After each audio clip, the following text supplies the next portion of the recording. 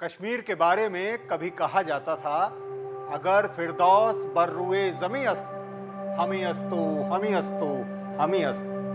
यानी धरती पर अगर कहीं स्वर्ग है तो यही है, यही है, यही है।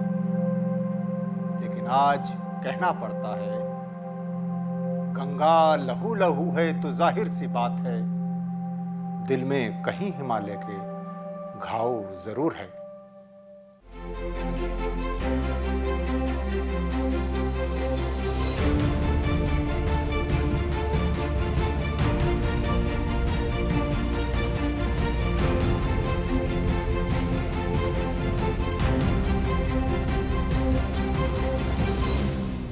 नमस्कार, सलाम। न्यूज क्रिस के इस खास कार्यक्रम सारे सुकन हमारे में आपका एक बार फिर स्वागत है। मैं हूं मुकुल सरल और मैं हूं सत्यम। कितनी बदल गई कश्मीर की घाटी के पुलवामा के कवि निदा नवाज को कहना पड़ रहा है कि मैं असमर्थ हूं।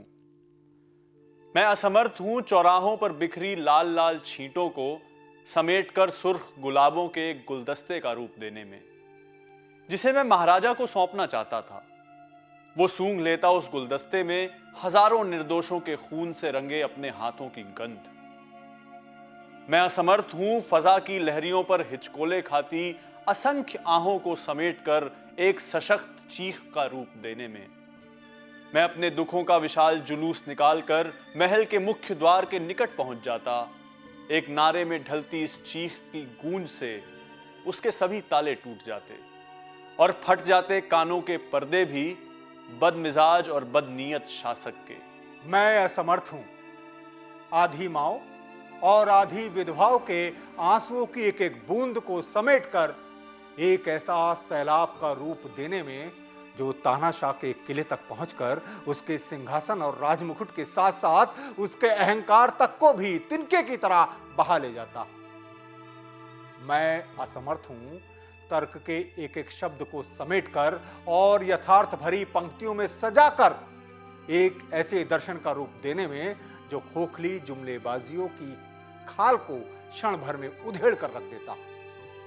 मैं असमर्थ हूं हत्यारों को मसीहा, भक्षक को रक्षक, आतंकवादी को योद्धा, बर्बर को दयालु, तानाशाह को सेवक, क्रूर को दयालु, विष को अमृत, रूढ़िवाद को ज्ञान कहने में, और धर्म की चौखट पर माथा टेकने वाले मुसोलिनी और हिटलर की परंपराओं के पुजारियों को धर्मनिरपेक्ष, लोकतांत्रिक और समाजवादी कहने में।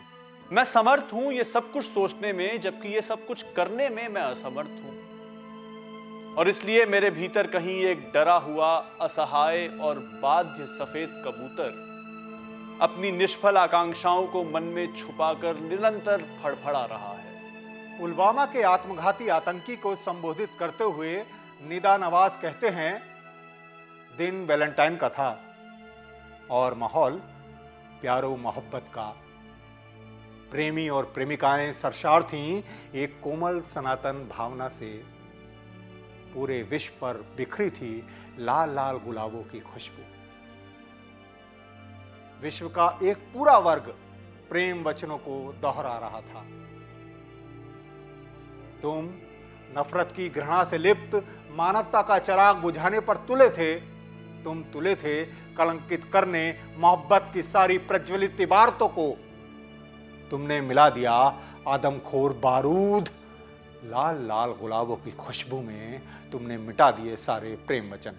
इस आदमखोर समय में, आदमखोर सियासत में तुम केवल एक प्यादे थे, ओ आत्मघाती आतंकी, उस पार के एक और सियासी षड्यंत्र के। और वे शहीद सुरक्षाकर्मी इस पार की सियासत के निशाने पर हैं सदैव। कब हमारा महाराज युद्ध की घोषणा करे, कौन जाने, कौन अनुमान लगाए।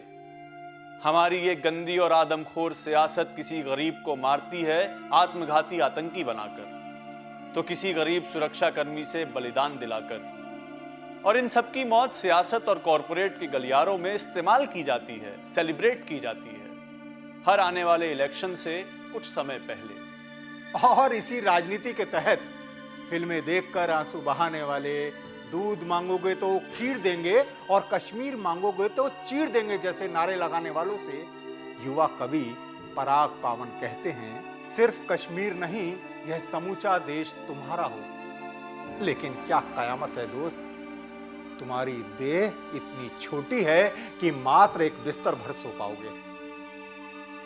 तुम्हारी थकान अदद एक पेड़ की छाया में सिमट जाएगी। तुम्हारी भूख 2 आलू के मुकाबले भी बौनी है। और सारी जिंदगी चलकर भी तुम्हारी प्यास अपना ही कुआं लांग नहीं पाएगी। क्या आखिरी आदमी के कत्ल होने के बाद ही तुम समझ पाओगे कि तुम्हारे पास भी एक गर्दन है? क्या आखिरी आदमी के कत्ल होने के बाद ही तुम महसूस कर पाओगे कि निर्जन धरती पर अकेले चीखते व्यक्ति की वह प्रार्थना भी अनसुनी रह जाएगी जिसमें मृत्यु की भीख मांगी जाती है। जो धरती को जीतने निकले थे, धरती उन्हें भी जीतकर चुपचाप सो रही है। जहां तुम खड़े हो वहीं दबी किसी सिकंदर की राख से मेरे कहने की तस्दीक करो। ये सरहदों के उलझे मसले उनकी तलब है जो झड़ते हुए कनेर के उत्सव से बहुत दूर चले गए हैं और जिनके दिल के शब्दकोश से प्रेम और करुणा जैसे शब्द कब का विदा ले चुके हैं। सिर्फ कश्मीर नहीं, समूचे देश को अपनी जेब में रखकर घूमने वाले दोस्त, सरकारी जश्न से फुर्सत मिले तब सोचकर बताना कि मामूली इंजेक्शन के अभाव में मर गए पिता की याद को किस खलीते में छुपाओगे। कश्मीर पर कई किताबें लिखने वाले लेखक और कवि अशोक कुमार पांडे जुलाई के किसी दृश्य को यूं बयान करते हैं कि पहाड़ों पर बर्फ के धब्बे बचे हैं, जमीन पर लहू के। मैं पहाड़ों के करीब जाकर आने वाले मौसम की आहट सुनता हूं, जमीन के सीने पर कान रखने की हिम्मत नहीं कर पाता। एक दूसरी कविता में अशोक कहते हैं कि 3 साल हो गए साहब, इन्हें अब भी इंतजार है अपने लड़के का। उस दिन आर्मी आई थी गांव में, 16 लाशें मिली पर उनमें इनका लड़का नहीं था। जिनकी लाशें नहीं मिलती उनका कोई पता नहीं मिलता कहीं। इस साल बहुत टूरिस्ट आए साहब, गुलजार हो गया कश्मीर फिर से। बस वे लड़के भी चले आते तो।